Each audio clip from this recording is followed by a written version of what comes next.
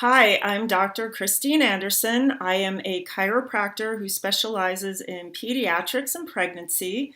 I'm board certified, and I also hold a certification in childhood developmental disorders based on the practice of functional neurology. So I'm doing a series on primitive reflexes, and we're going to talk about the spinal galant and Perez primitive reflexes, and we're going to talk about them together because they are very similar in what they do, and they're pretty much in the same place on the back. So with this particular aspect of the Galant and Perez primitive reflexes, they may be related to why children are fidgeting, have trouble with focus. Maybe they're being diagnosed with ADHD, memory issues, reading issues, bedwetting, scoliosis, curvature, and postural issues, as well as auditory and other sensory processing problems. So we're going to talk about why all of those things can be due to retained primitive reflexes. But let's start at the beginning and talk about actually what they are. So before we do that, I just want to mention I did an introduction to neurologic reflexes. I will put the link in the description. I recommend going back and listening to that, as well as the video I did on the primitive reflexes in general, an overview of what they are, how they develop, and why they're important. So I do recommend you also go back and watch this one as well. And then I will also put the link to the other primitive reflexes in here as I do them. Okay, let's get on to the spinal galant reflex. This is one that develops around 20 weeks in utero, so about halfway through the pregnancy, and it helps the baby get into a head down position for birth. And this is very important because when babies don't go head down, then they might need to have an intervention such as a cesarean section or other interventions. And the more we use interventions and monkey around, that means there's more opportunity for trauma to the spine and the nervous system. So a very important aspect of getting ready for birth. And then during the birthing process, this particular reflex helps the baby move down the birth canal in kind of a shimmying way, all right? Wiggles the baby down, and you can see at the bottom of the picture there, the stroking of one side of the spine from the ribs down to the hips is going to make the hip contract. So on this baby here, all right, if I stroke down here on this side, it's going to make the baby go to the side. And then if we did the other side, it would make the baby go to the other side. So you can see how that wiggling action would help the baby to descend in the birth canal. Now, there are also this aspect of the primitive reflex with the galant is also the start of the development of auditory processing. So very interesting. It can affect the hearing that is transmitted vibration along the spinal vertebra. So it's something you might not have thought about. It helps with balance in crawling. So you've got to maintain balance on one side as you lift the knee and hand on the other, and this is what starts that action of that happening. It's all a process with neurologic development. And it also helps the gross motor coordination, which will prep the baby for standing and walking. And also with their vestibular system development, which is in the inner ear, and that also has to do with balance. So that is the spinal galant reflex. And now let's talk about the spinal Perez reflex. I also found out it's known as the Polgar-Marx reflex from 1955. So in my research, I had never actually heard that before, but I did find an instance of it. So if you ever see that name, now you know where it comes from. This one emerges right before birth. And again, it is a reflex that is helping the baby to be born. So what happens is, as you can see in the picture, is that you stroke upwards on both sides of the spine at once. and the back is going to arch. So on our baby example here, I'm going to hold the baby this way just so you can see. But you would stroke, let me try to get to the middle here, you stroke upwards from the sacrum towards the spine, and as you do that, I'm going to show a side view, the baby would arch. So the head would extend and then come back down again. So that is the Spinal Perez reflex, and it is going to help again with that baby being born. It's going to help with the baby getting onto hands and knees at around 6 months for preparation for crawling. It's going to assist with gross motor tone. Those are the big muscles of the body, especially in the front and the back of the body, which makes sense since you have that kind of arching and flexing action going on. It's the foundation for whole body coordination. So top to bottom, everything moving in a coordinated fashion, especially between the limbs of the body and the head. It's going to influence the development of the spinal movements. It's going to support postural control, that core posture again. And it's also going to influence the functioning of the cerebrospinal fluid. That's the fluid that circulates around the brain and the spinal cord.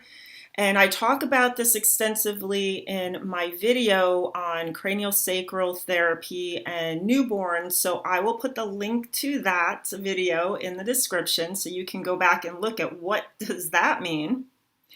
And interestingly too, when this reflex is stimulated, it also has the action of emptying the bladder and relaxation of the rectum, which may result in a bowel movement.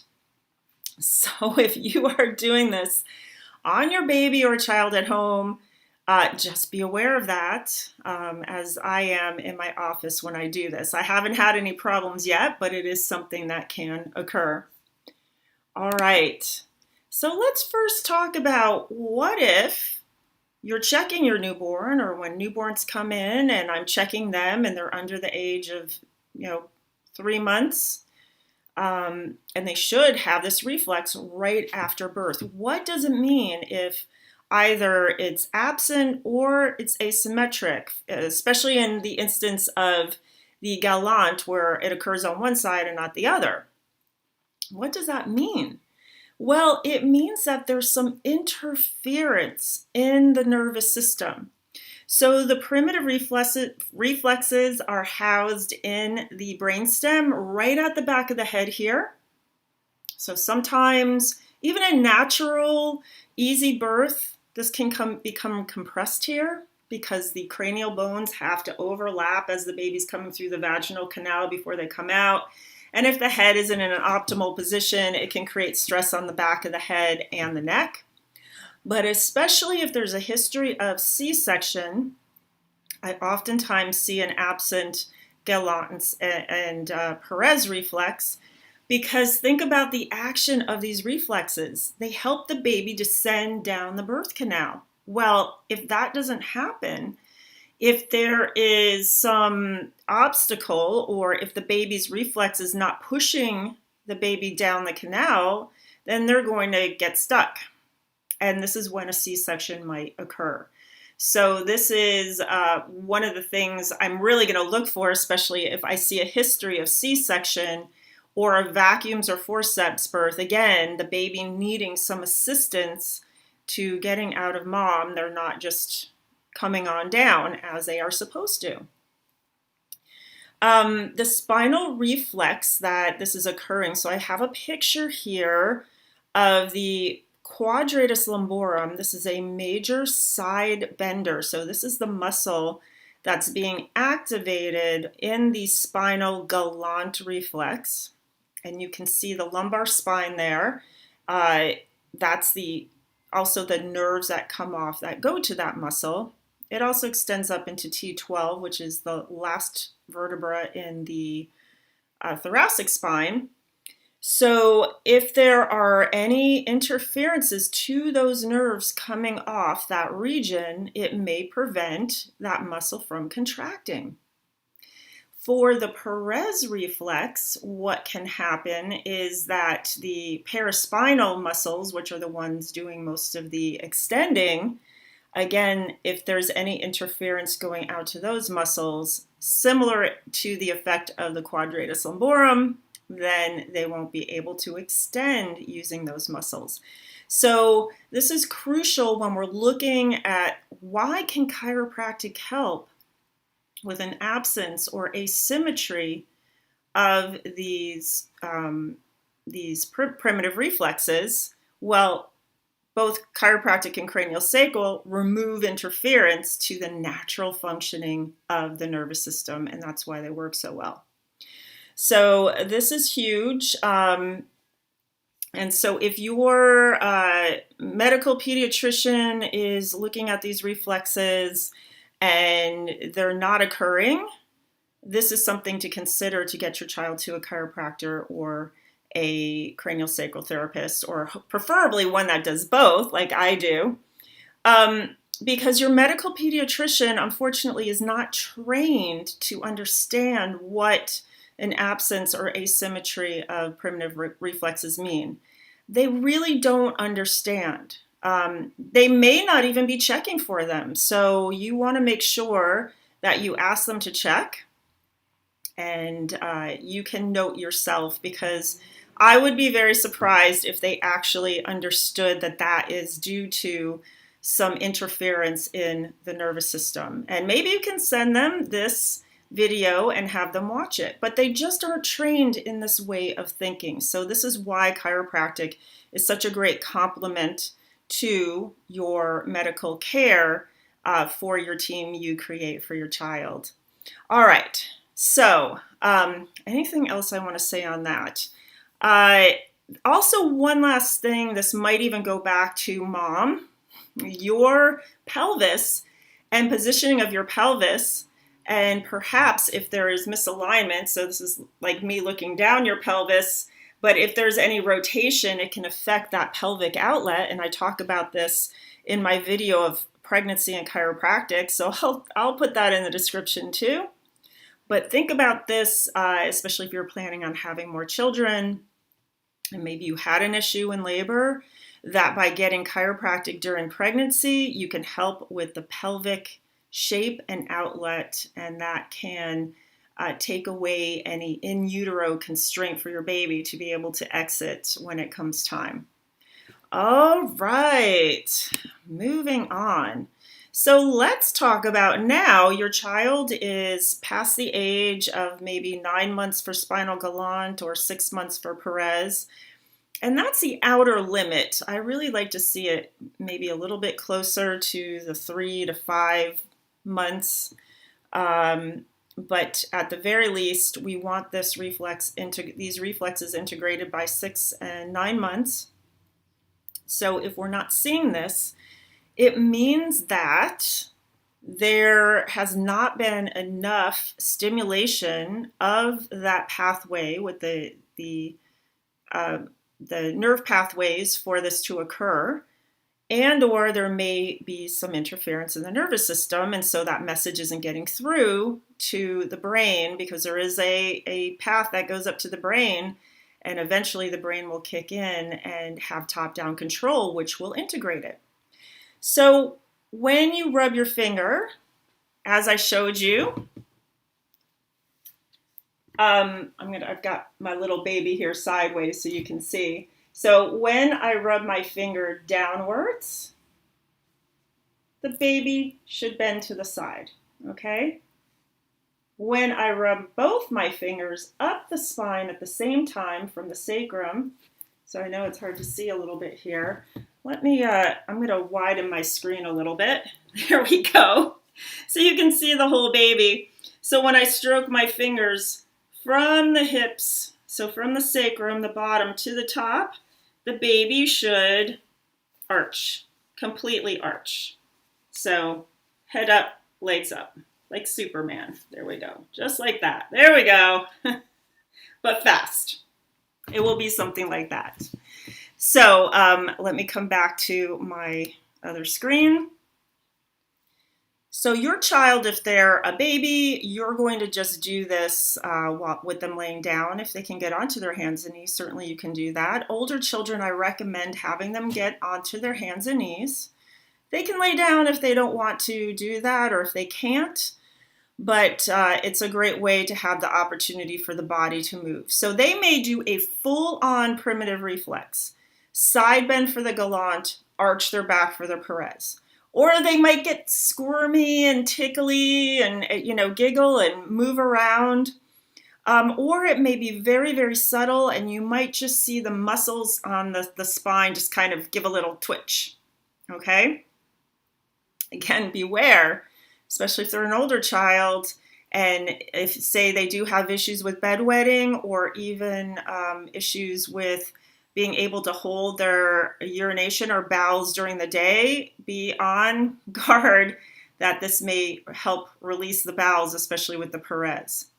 Now, I put contraptions may contribute to retention, because what happens when you put a baby in a contraption, and I'm going to name those as a car seat, swing, a little bouncer, anything where they're on an incline, especially the saucers and the jumpers, and even swaddling can constrict babies' motion. And I think sometimes babies that need to be swaddled, they're actually having an extra Moreau reflex. And I will get to talking about that in a next episode, so look for that.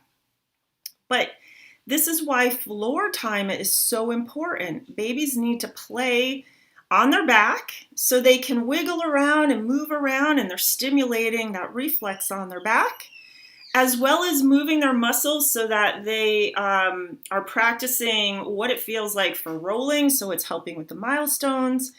And when you place them on their tummy, they're working on their core, their head engagement, and it's so important for everything, but those contraptions are holding your baby too much. In other words, never putting them down is going to possibly prevent this reflex from getting integrated. So that is a major reason.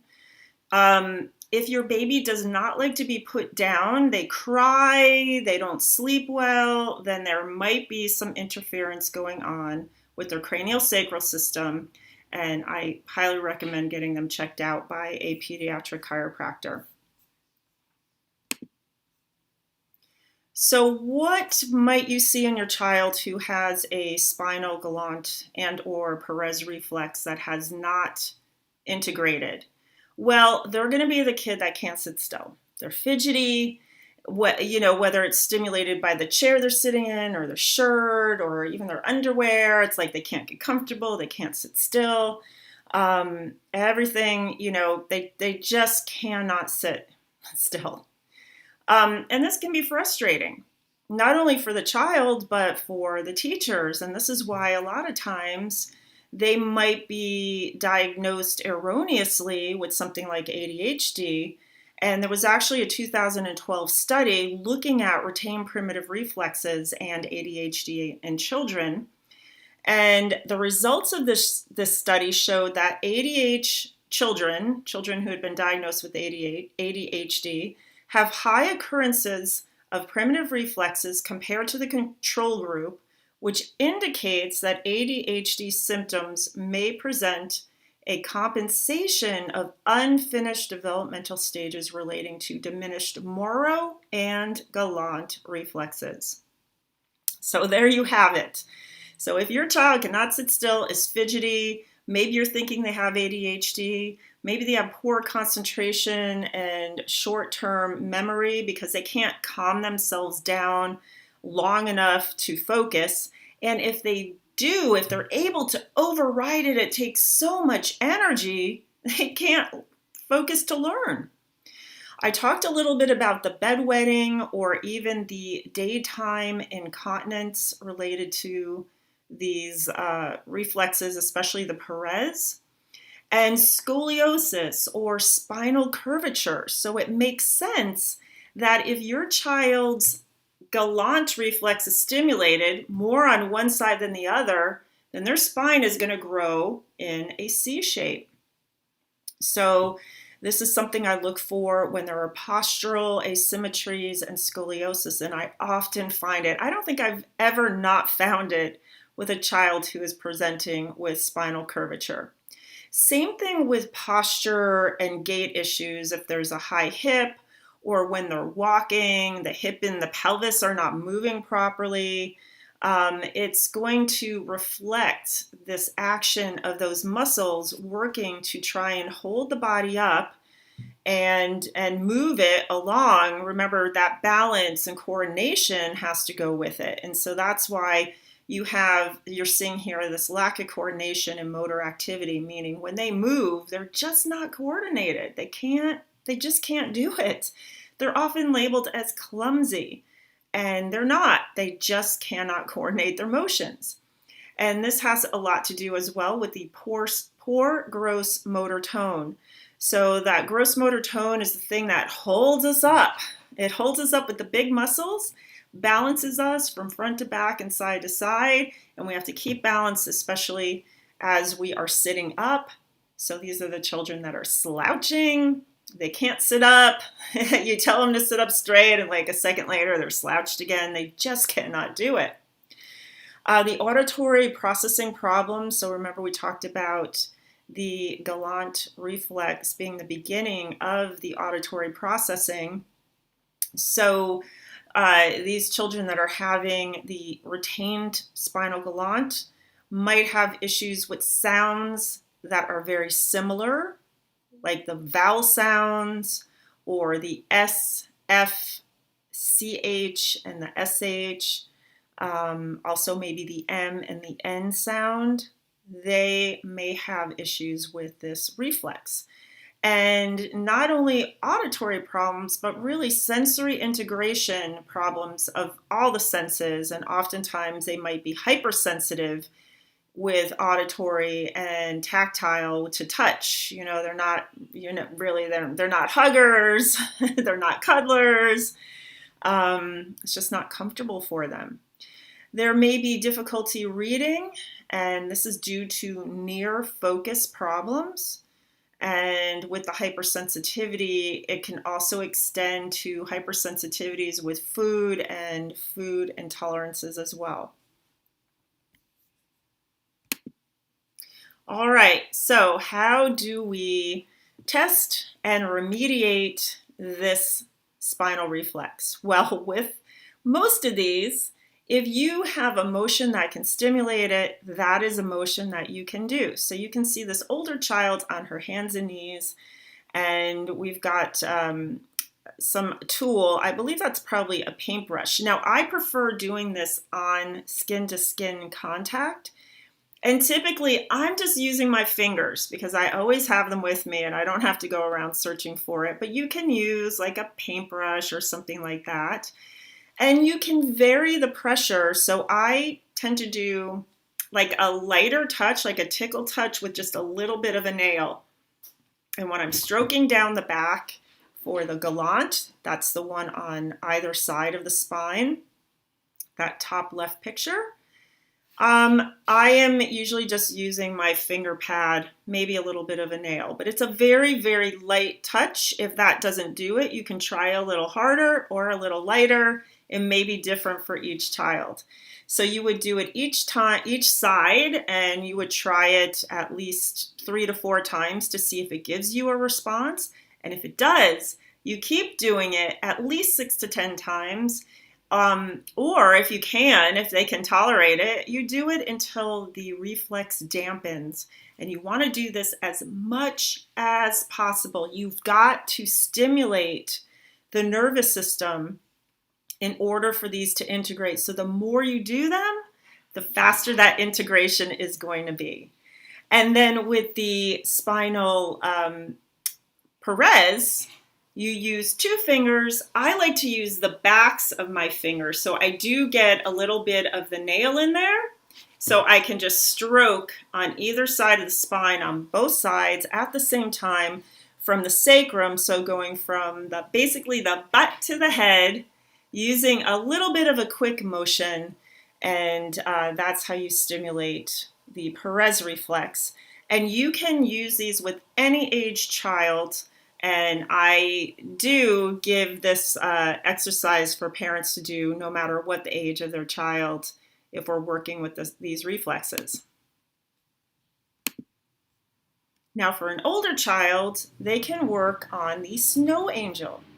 So you have them start with a laying down position, feet together, arms down, and then at the same time in a coordinated fashion, very, very, very slowly, they're going to open their legs and open their arms at the same time. So you want them to do that so that the arms and the legs get to the very top position all at the same time. A lot of times the legs will get to where they're going before the arms will. So you want to make sure that they're doing this super slow. Try to aim for 30 seconds up, 30 seconds down, and then you want to repeat this at least 6 times. Again, the more you can do it, the better. If you can do this a couple of times a day, even better, and do it at the same time each day so that it's like, okay, first thing in the morning, maybe when we get home from school, and maybe right before bed, then that's 3 times a day for the older child. When you're working with a baby, I suggest every time you change their diaper, give them a little tickle on the back. So I can be reached at losangeles-chiropractor.com. That's my website. I have a lot of information on there. I also have links to my other YouTube channel and my podcasts I do with my chiropractic daughter. I am board certified in chiropractic, pediatrics, and pregnancy, so that's an additional 3 years of training, and of course, postgraduate training too. Certified in childhood developmental disorders. That is where the functional neurology comes in. I've been a chiropractor for over 30 years, and I'm the mother of 3 children that are now all adults. And I do services. I have so many services, and there's a lot that I can do remotely if you're not in the Los Angeles area. And whatever I can't do, I can possibly find somebody in your area for you that we can work with together. So I am available for primitive reflex evaluation, again, both remote and in an office, and then helping with the remediation. Please share this with your friends who have children, no matter what age, and especially if they're pregnant, so they start to know this information ahead of time. Give me a thumbs up. It really helps. And, positive feedback, right? We all need it. Subscribe and ring that notification bell so that you know when I go live with a video. All right, I will be back next week with another primitive reflex. I don't know yet what it's going to be, so we'll all be surprised together. Have a great week.